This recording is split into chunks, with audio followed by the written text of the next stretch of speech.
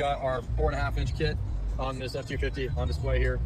So it's our fully loaded. We only have one 4.5-inch kit. It comes with everything we got for these trucks. So working from the back forwards here in the front end, we've got our 4.5-inch radius arm drops. This is going to set the caster at 5 degrees at 4.5 inches of lift. We've also got our billet beam arms. So billet aluminum, so super lightweight, super strong. That also lets us do some cool things like machine angle into the arms. So they're actually 5 degrees tilted inwards.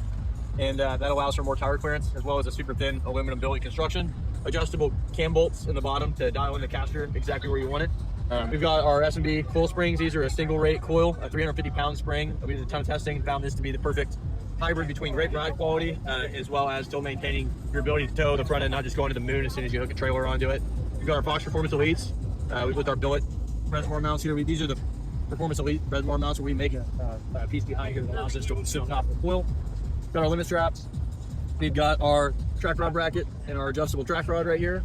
And then that kind of ties in with our steady track system. So we've got our new pitman arm, which is a flat pitman arm out of an 05 to 16 truck. We installed a 2011 to 16 drag link as well and flipped it over. And that allows us to bolt the ATS stabilizer right here directly in the pitman arm.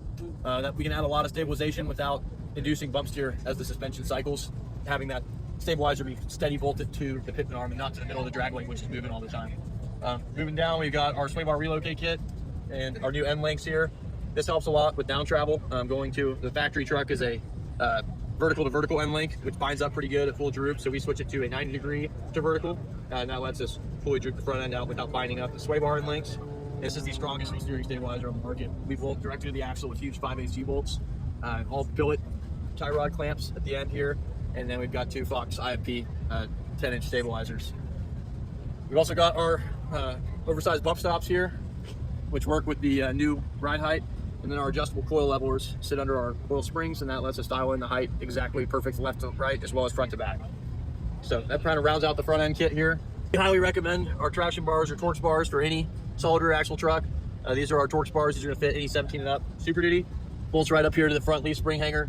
Urethane bushings front and back. So this is going to eliminate axle wrap entirely on this truck. We got a prototype S&B leaf spring in here. We've been testing different leaf rates. Should have some production springs available soon. That's a super soft spring that's basically just holding the truck up. It can barely hold the truck's weight up by itself.